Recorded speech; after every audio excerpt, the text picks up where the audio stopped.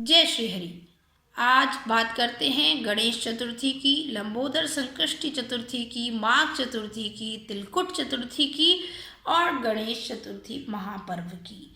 माघ चतुर्थी तिथि के दिन इस पर्व को मनाया जाता है। इस पर्व में भगवान गणेश के पूजन का विधान है।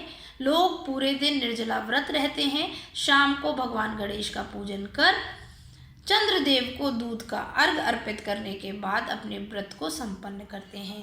आज का व्रत कई मानों में बहुत महत्वपूर्ण है। जो लोग संतान इच्छा रखते हैं, संतान की प्राप्ति में किसी प्रकार का विघ्न है, उन्हें भगवान गणेश के बाल स्वरूप का आज पूजन अवश्य करना चाहिए। रोली चंदन से मंगलाचरण करते हुए धूप दीप नैवेद्य अर्पित करने के बाद घी का दीपक प्रज्वलित कर भगवान के सामने गणेश चतुर्थी का पाठ करना, संतान गोपाल मंत्र का पाठ करना विशेष शुभ फलदायी होता है। भगवान गणेश के छोटे स्वरूप का पूजन आज किया जाता है।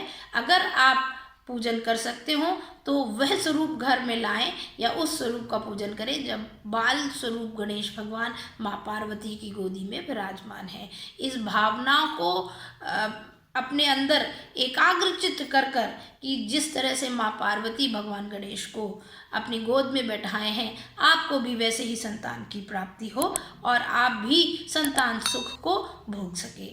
तो माँ से इस तरह की प्रार्थना करते हुए, भगवान गणेश से इस तरह की प्रार्थना करते हुए, घी का दीपक प्रज्वलित करते हुए, तिल गुड़ और देशी घी से बने हुए भोग को भगवान को अर्पित करते हैं, गणेश चतुर्थी का पाठ करते हैं, तो इन सब विधानों से भगवान गणेश की अनुकंपा और कृपा आपको प्राप्त होगी निश्चित तौर पर।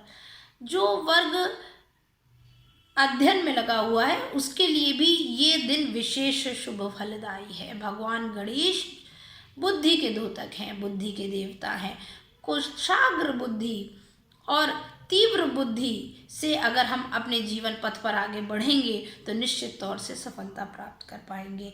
तो इस दिन भगवान गणेश के मंत्रों का जाप करना, ओम गंग गणपतये नमः का जाप करना कम से कम 108 बार, भगवान को पीले चंदन से तिलक करना, भगवान के आगे मिष्ठान का भोग लगाना, तिल गुड़ किसे बनी हुई चीज़ हो सकती है, बूंदी के लड्डू हो सकते हैं, भोग लगाना और कुछ गुड़ जो है भगवान को अर्पित करके दान के लिए निकाल देना। ये अगर विद्यार्थी वर्ग करता है तो कहीं ना कहीं अपनी बुद्धि में जो कन्फ्यूज़न की स्टेट है, जिस वजह से किसी चीज़ पर कंसंट्रेट नहीं हो पाते, इस तरह के जो विघ्न उनकी पढ़ाई में आते हैं उनसे वे बच पाएंगे। और ओम गंग गणपतये नमः का जाप करते हुए भगवान गणेश को धूप दीप नैवेद्य अर्पित करें और आज के दिन चंद्र दर्शन अवश्य करें।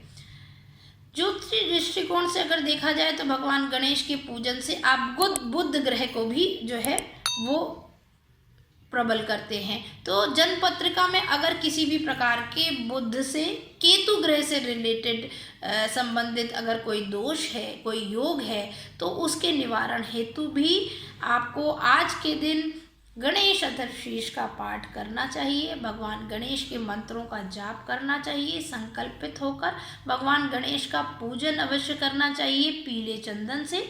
और अर्घ देते समय शाम को चंद्रमा को अर्घ भी अवश्य देना चाहिए। दूध का अर्घ देते समय उसमें चंदन और देशी घी मिश्रित कर एक पुष्प अर्पित कर भगवान चंद्र को आपको अर्घ देना चाहिए। तो कुंडली में विराजमान बुध ग्रह के दोष, केतु ग्रह के दोषों का निवारण प्राप्त होता है और आपके जीवन में सुख समृद्धि और विघ्नहर्ता की कृपा आपको प्राप्त होती है। तो इस तरह कल का पर्व विशेष रूप से इस साल के लिए भी बहुत महत्वपूर्ण है, क्योंकि 2021 कहीं ना कहीं बुध का साल है, बुध ग्रह का साल है।